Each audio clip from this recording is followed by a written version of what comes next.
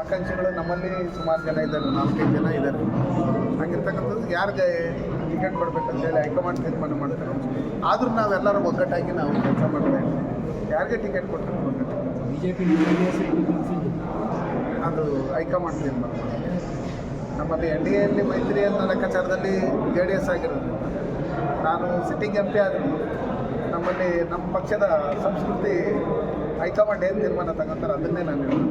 ಅದನ್ನು ಬಿಟ್ಟು ಬೇರೆ ಹೇಳಕ್ಕೆ JDSನಲ್ಲೂ ಸ್ಪರ್ಧೆ ಸಾಧ್ಯತೆ ಇದೆ, ನೀವೇ ಕ್ಯಾಂಡಿಡೇಟ್ ಆಗಿ ಅಂತ ಒಂದು ಮಾತುಗಳನ್ನು ಕೇಳಬರ್ತೇವೆ.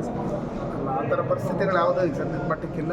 ಹೈಕಮಾಂಡ್ ಏನು ತೀರ್ಮಾನ ತಗೊಂತಾರೆ ಸರ್ ಅಲ್ಲ ಸರ್, ಈಗ ಬೆಂಗಳೂರು ಗ್ರಾಮಾಂತರ ಸಂಭಾವ್ಯ ಅಭ್ಯರ್ಥಿಗಳಲ್ಲಿ ಮಂಜುನಾಥ್ BJP ಹೋಗ್ತೀನಿ. ಸೊ ಆ ಥರ ಏನಾದರೂ ಇಲ್ಲೇ JDS ಜೊತೆ ನಿಮ್ಮನ್ನೇ ಇದು ಮಾಡ್ತಾರೆ? ನನಗೆ ಗೊತ್ತಿಲ್ಲ, ಅದು ಹೈಕಮಾಂಡನ್ನು ಕೇಳಬೇಕು. JDS ನಾಯಕರು ನಿಮಗೆ ಇದಕ್ಕೆ ಈ ಕುರಿತಂತೆ ಚರ್ಚೆ ಮಾಡಲಿಕ್ಕೆ ಅಲ್ಲ, ಎಲ್ಲ ನಾಯಕರುಗಳು JDS ಶಾಸಕರುಗಳಿರ್ಬೋದು, ಮುಖಂಡರುಗಳಿರ್ಬೋದು, ಎಲ್ಲರ ಜೊತೆಲೂ ನಮ್ಮದು ಕಾಂಟ್ಯಾಕ್ಟಲ್ಲಿ ಇದ್ದೀರಿ. ಅವ್ರ ಜೊತೆಲಿ ನಾನು ಇವಾಗೂ ಇಂಚರ ಗೋವಿಂದರಾಜನ ಜೊತೆಲಿ ನಾವು ಬಂಗಾರಪೇಟೆಯನ್ನು ಸನ್ಮಾನ್ಯ ನರೇಂದ್ರ ಮೋದಿ ಅವ್ರ ಕಾರ್ಯಕ್ರಮ ಇತ್ತು, ಅಲ್ಲೂ ಹೋಗಿದ್ರಿ. ನೆನ್ನೆ ನಾನು ಸಮೃದ್ಧಿ ಮಂಜುವರ ಹತ್ರ ಮಾತಾಡಿದೆ, ಕೃಷ್ಣಾರೆಡ್ಡಿ ಅವ್ರ ಹತ್ರ ಮಾತಾಡಿದೆ, ನಮ್ಮ ಅಕ್ಷಯವರ ಹತ್ರ ಮಾತಾಡ್ತಾನೆ ಇರ್ತೀರಿ.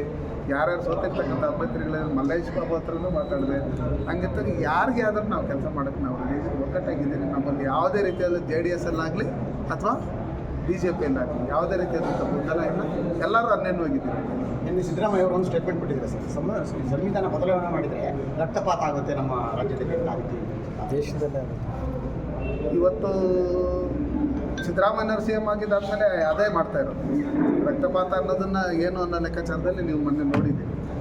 ನಮ್ಮಲ್ಲಿ ಏನು ರಾಮೇಶ್ವರಂ ಕೆರೆಯಲ್ಲಿ ಬಾಂಬ್ ಬಿಡೋದ್ರ ಮುಖಾಂತರ, ಆಮೇಲೆ ಅದು ತಲವಾರುಗಳನ್ನು ದೊಡ್ಡಬಂಧುಗಳು ಹಾಕೋದ್ರ ಮುಖಾಂತರ, ಬಾಬರ್ನ ಮತ್ತು ಮೊಹಮ್ಮದ್ ಗಜ್ನಿನ ಮತ್ತು ಟಿಪ್ಪು ಸುಲ್ತಾನ್ ಇದು ಹಾಕೋದ್ರ ಮುಖಾಂತರ, ಹಿಂದೂ ವಿರುದ್ಧವಾಗಿ ಯಾರ್ಯಾರು ಮಾತಾಡ್ತಾರೋ ಅವ್ರಿಗೆ ರಕ್ಷಣೆ ಕೊಡೋದ್ರ ಮುಖಾಂತರ, ನಮ್ಮಲ್ಲಿ DJ ಹಳ್ಳಿ KG ಹಳ್ಳಿಯಲ್ಲಿ ಏನು ಘಟನೆಗಳು ನಡೆದು ಪೊಲೀಸರ ಮೇಲೆ ಅಟ್ಯಾಕ್ ಮಾಡಿದ್ರು, ಪೊಲೀಸ್ ವಾಹನಗಳಿಗೆ ಬೆಂಕಿ ಇಕ್ಕಿದ್ರು, ಅವ್ರ ಕೇಸ್ಗಳನ್ನು ಮನ್ನಾ ಮಾಡ್ತೀರಿ ಅಂತ ಹೇಳೋದ್ರ ಮುಖಾಂತರ, ಯಾರು ಬಾಂಬರ್ ಇಕ್ಕಿದ್ದಾರೆ ಅವ್ರನ್ನೆಲ್ಲ ನಮ್ಮ ಬ್ರದರ್ಸ್ ಅನ್ನೋ ಲೆಕ್ಕಾಚಾರದಲ್ಲಿ ಹೇಳೋದ್ರ ಮುಖಾಂತರ ಇವತ್ತು ರಕ್ತಪಾತಗಳನ್ನು ಮಾಡೋದಕ್ಕೆ ಅವರು ರೆಡಿಯಾಗಿದ್ದಾರೆ.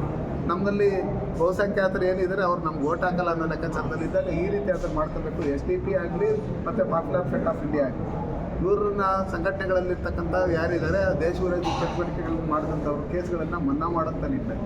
ವಿಧಾನಸೌಧದಲ್ಲಿ ಹೋಗಿ ಪಾಕಿಸ್ತಾನಕ್ಕೆ ಜಿಂದಾಬಾದ್ ಅಂತ ಕೂಗಂಥ ಮಟ್ಟಕ್ಕೆ ಧೈರ್ಯ ಮಾಡ್ತಾರೆ. ಅಂದರೆ ಸಿದ್ದರಾಮಯ್ಯನವ್ರು ಹೇಳಿರೋದು ನಿಜ, ಅವ್ರು ನಿಜಾನೇ ಹೇಳ್ತಾರೆ.